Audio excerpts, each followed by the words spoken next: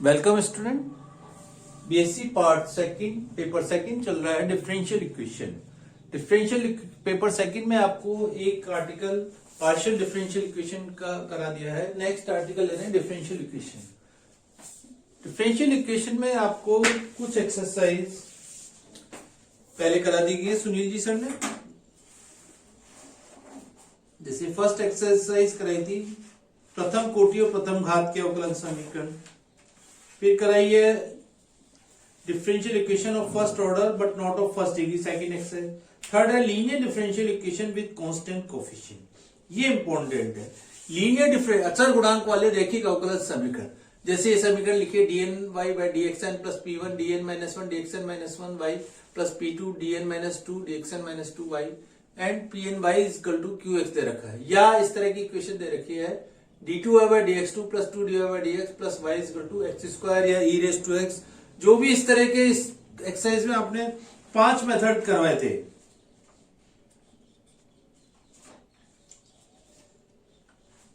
कौन कौन से मेथड थे इसमें देखिए। सबसे पहले आपने CF निकाला था, याद हो तो। CF के बाद इसमें 5 मेथड और थे PI निकालने के। सबसे पहले था QX बराबर e रेस टू ax और या QX बराबर sin ax cos x या QX बराबर x raise to m। Next important था QX बराबर e raise to ax into v और उसके बाद था QX बराबर x इंटू v।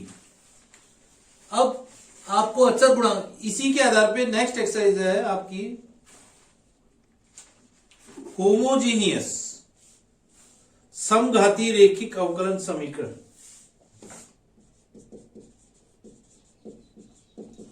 समघाती रैखिक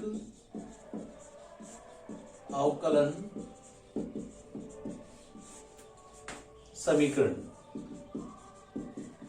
समघातीय रैखिक अवकलन समीकरण में जिसमें यहां पे देखो x के कोई भी गुणांक नहीं है, यहां x रेज टू n से भी गुणा होगा, ये ध्यान रखना है। a1 x raise to n minus one dn minus y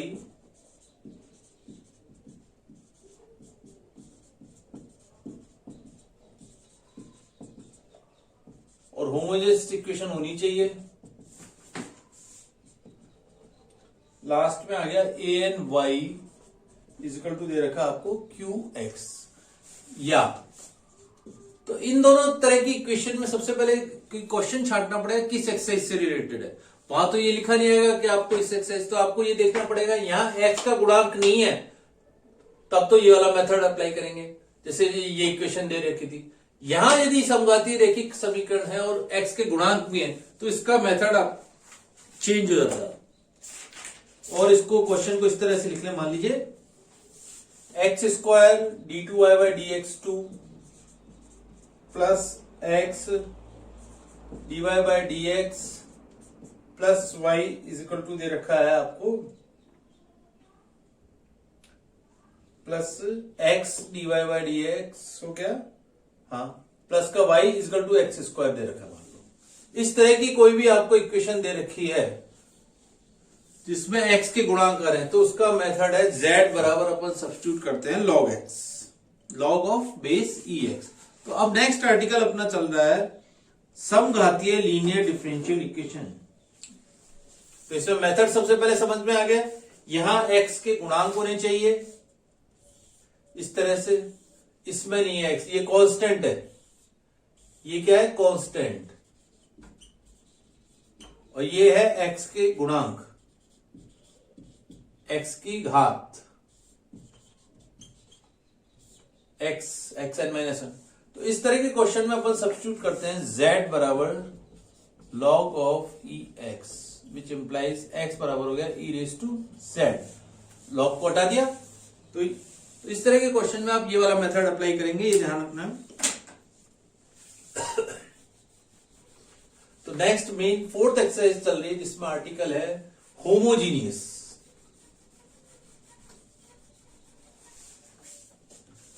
homogeneous linear differential equation fourth exercise है।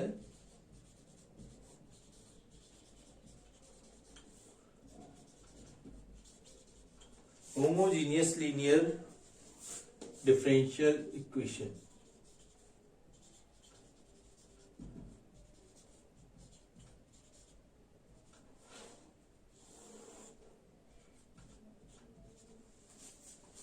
समघातीय रेखिक अवकलन समीकरण।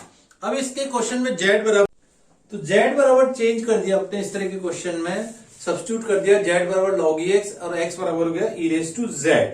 ठीक है, तो सबसे पहले आपको dy बाय dx को कन्वर्ट करना है in terms of dy by dz में। तो dy बाय dx को लिख सकते हैं अपन dy बाय dz और dz बाय dx लिख सकते हैं ऐसे।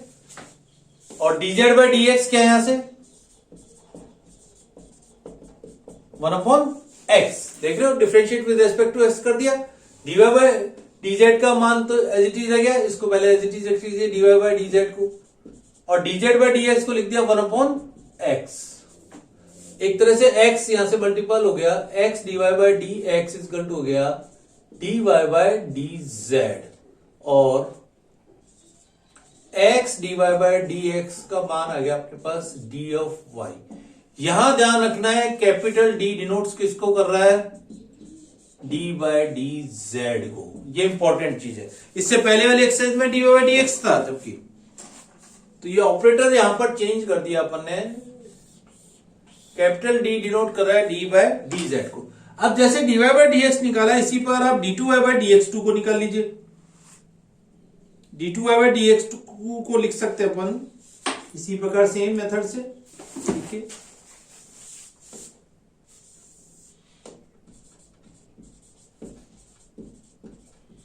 d2y बाय dx को लिख सकते हैं d बाय dx और dy बाय dx, ये लिख सकते हैं सबसे पहले। और dy बाय dx का मान यहां से उतार दीजिए, it is 1/x dy by dz। पहले इसको उतार दीजिए 1/x dy बाय dz, अंदर की टर्म का मान चेंज कर दिया। अब dy बाय dx बाहर का रह गया, इसको लिखेंगे वही dy by dz as it is लिख लेंगे dy by dz 1/x dy by, इसको डिफरेंशिएट देखो ऐसे तो डायरेक्ट कर नहीं सकते, x के रेस्पेक्ट तो कर सकते हो, या तो पहले x के रेस्पेक्ट इसको डिफरेंशिएट कर लीजिए, dy by dx 1/x dy by dz को इसमें पहले x के रेस्पेक्ट डिफरेंशिएट कर लीजिए, और बाकी को एज छोड़ दीजिए। 1/x को बाहर ले लिया पहले अपन ने, dy बाय dx यहां लिख लिया dy बाय dz, ऐसे तो डिफरेंशिएट कर नहीं सकते, लेकिन इसका कर सकते हैं 1/x का, माइनस का 1/x स्क्वायर और dy बाय dz आ गया। ठीक है, dy बाय dx 1/x का तो कर दिया, माइनस का 1/x स्क्वायर, और इसको लिख दिया dy by dz as it is उतार लिया। अब यहां इसको नहीं कर सकते, तो इसको क्या करा, इसको लिख सकते हैं dy बाय dx को dy बाय dz। ठीक है, और यहां लिख लिया dy बाय dx और dz बाय dx से एज इट इज हो गया 1/x square dy by dz। अब देखिए ये तो क्या बन गया d2y बाय dz2, और dz बाय dx क्या है again 1/x, 1/x square d2y by dz2, इसका मान तो ये हो गया as it is, minus 1/x square dy by dz। एक तरह से dy बाय dx को या d2y बाय dx2 को कन्वर्ट कर लिया इस टर्म में। अब क्या करें, x स्क्वायर इधर ले लें, x square d2y bye dx2 बराबर हो गया d2y by dz2 minus dy by dz, और इसको लिख सकते हैं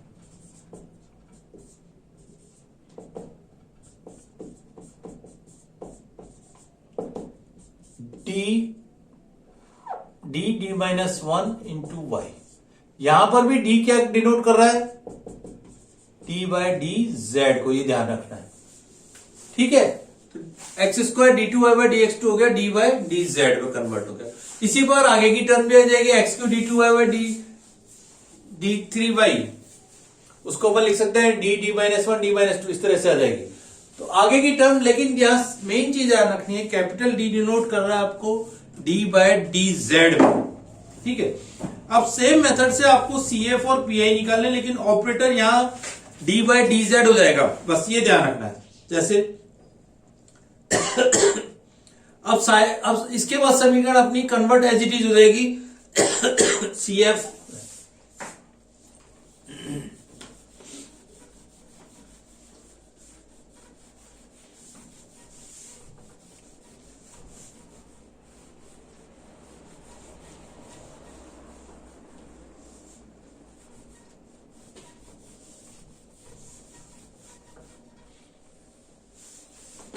अब आपको CF भी निकालना है और PI भी, कॉम्प्लीमेंट्री फंक्शन और पार्टिकुलर इंटीग्रल का मान भी निकालना है उसी मेथड से जैसे अपन चल रहे थे CF। जब सहायक समीकरण के मूल भिन्न भिन्न हो,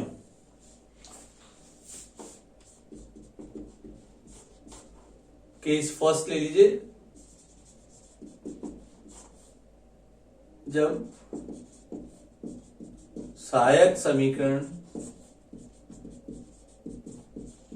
के मूल भिन्न भिन्न हो, जैसे M1, M2 and so on. ठीक है, तो अपना सॉल्यूशन किसके बराबर लिखते हैं? CF पहले लिख देते हैं, CF is equal to C1 e raise to लिखते थे M1 x की जगह आ जाएगा Z, ध्यान रखना है, plus C2 e raise to M2 Z, M3 Z आ जाएगा x की जगह, ये ध्यान रखना है अपने को। ठीक है, अब ई रेस टू Z बराबर क्या माना था अपन ने? log EX, और x बराबर हो गया ई रेस टू Z। ठीक है, तो इजीली ये टर्म चेंज हो जाएगी, C1 x raise to M1 plus C2 x raise to M2 plus C3 x raise to M3 and so. इस प्रकार से अपना CF का मान चेंज हो जाएगा। अब आइए केस सेकंड, जब पुनरावर्ती हो, जब सहायक समीकरण के मूल समान हो,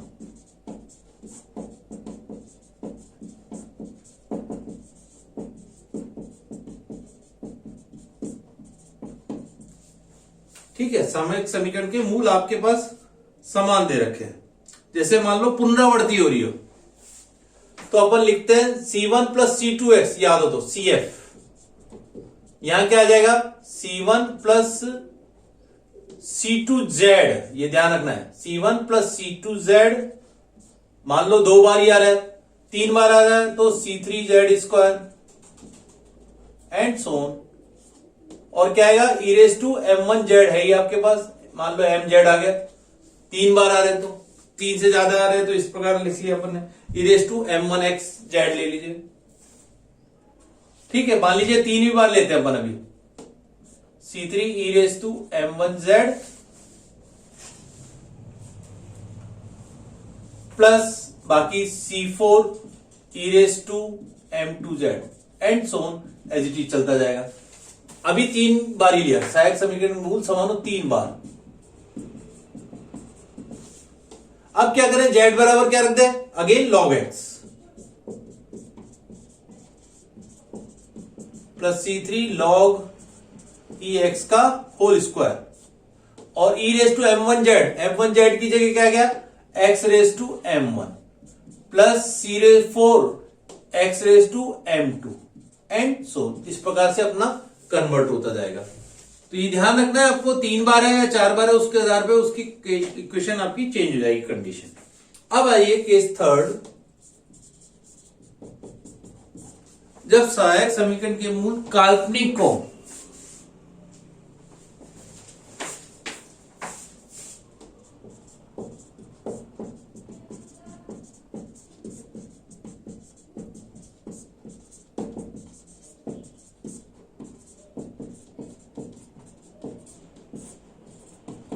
यानी क्या हो? E raise to alpha plus iota beta, alpha plus minus iota beta हो। ठीक है, यानी alpha plus minus iota beta हो, तो CF का मान होगा आपके पास e raise to alpha z, सबसे पहले तो ये ध्यान रखना है, ठीक है, cos C1 cos beta z plus C2 sin beta z, ये ध्यान रखना है। अब एल्फा जेड, एल्फा और बीटा क्या है, सहायक समीकरण मूल्य के कोफिशिएंट एल्फा और आइटा बीटा, जेड की वापस रख दो तो ये हो गया एक्स रेस टू एल्फा, सबसे पहले alpha C1 cos beta, Z की जगह लॉग ई एक्स ध्यान रखना है, plus C2 sign log of beta, बाहर रह गया। इस तरह से सारी समीकरण अपने पास पहले जेड के कोफिशिएंट के रूप में आएगी, फिर उसको आप एक्स के रूप में कन्वर्ट कर दीजिए। एक लास्ट केस हो रहेगा जब सहायक समीकरण के मूल आपके काल्पनिक भी और दो बार समान है, तो C1 प्लस C2Z आ जाएगा as it is, C1 plus C2Z cos beta z plus C3 plus C4Z sign beta z, ये ध्यान रखना है, ठीक है। केस फोर्थ में ये तो हो गया आपका केस थर्ड, ठीक है। केस फोर्थ में क्या कर लेंगे अपन,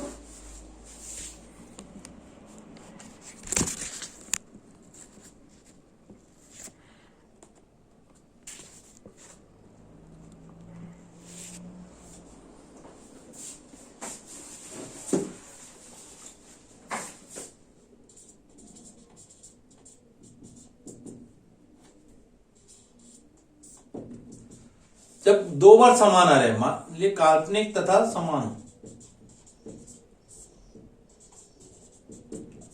रिपीट हो रहे हो,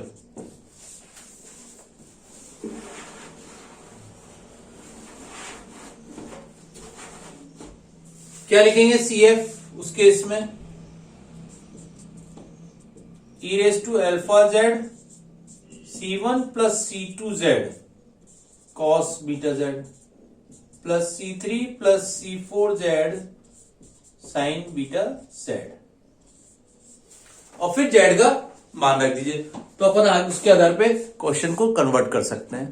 तो इस तरह से चार मेन केसेस रहेंगे CF निकालने के, और PI निकालने का वही मेथड है जो अपन को एक्सरसाइज थर्ड में कर रहा था।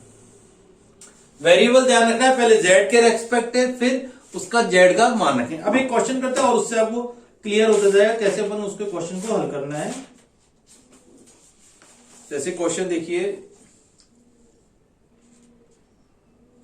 चलिए पहले इजी सा एक क्वेश्चन देखते हैं और उससे आपको क्लियर तो होता जाएगा। X square d2y by d x two plus x d y by d x minus y is equal to, आपको क्वेश्चन दे रखा है x square.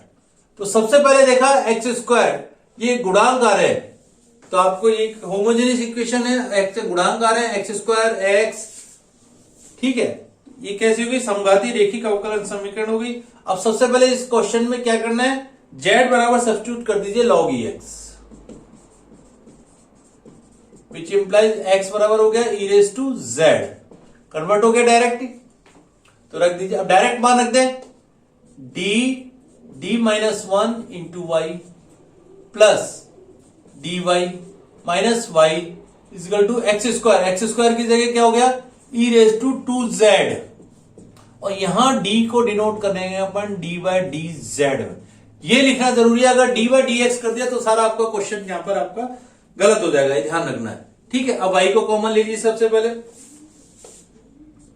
D square minus D plus D minus one into y बराबर आपको हो गया e raise to 2 of z. D से D भी कट गया तो ये केवल रह गया D square minus one into y बराबर हो गया e raise to 2z।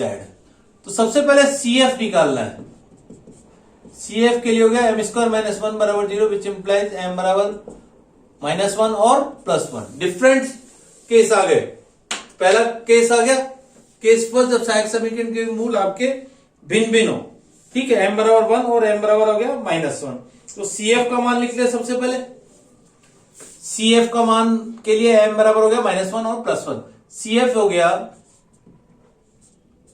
C1 e raise to m1z की जगह पहले प्लस का ले लिया 1 into z plus C2 e raise to minus z, लिख सकते हैं। एक बार प्लस ले लिया, एक माइनस ले लिया। ई रेस टू जेड का मतलब C1x और ई रेस टू माइनस जेड का मतलब प्लस C2 1/x लिख जाएगा ये। तो ये तो हो गया आपके पास CF PI। तो इस तरह से जेड को अपन ने एक्स के रूप में कन्वर्ट करना पड़ेगा। PI का मान निकालिए, PI इक्वल टू हो गया। अब PI के केस में आप तो याद हो तो इसको एज इट इज लिखते हैं 1/d² - 1 या d-1 d+1 लिख लीजिए। और यहां पे आ गया e⁻²z। अब अगर जीरो नहीं हो रहा जब तो मान अपन एज इट इज रख देते हैं, रख के देख लीजिए d² - 1 में, ये तो इसके फैक्टर कर दिए, डायरेक्ट भी रख दीजिए d² - 1 तो भी हो जाएगा क्योंकि जीरो नहीं हो रहा। ऐसे भी लिख सकते हो 1/d² - 1 क्योंकि जीरो नहीं हो रहा। अब यहां दो कोफिशिएंट d की जगह रख दीजिए तो 4 - 1 1/3 e⁻²z। इसको यहां लिख देते हैं 1/4 - 1 और ये आ गया e⁻²z का अपन ने कर लिया तो यहां रख लिया। ठीक है,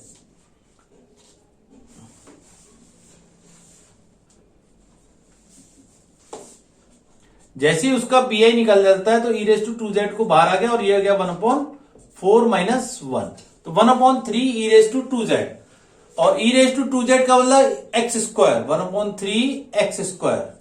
अब अपने पास सॉल्यूशन हो गया, इक्वेशन y इक्वल टू हो गया CF प्लस PI। CF का मान यहां से उतार दीजिए, C1x plus C2/x plus 1/3 x²। तो इस तरह से क्वेश्चंस को करना है। मेन चीज है सबसे पहले z के रूप में कन्वर्ट करेंगे, फिर उसको z का मान रख देंगे।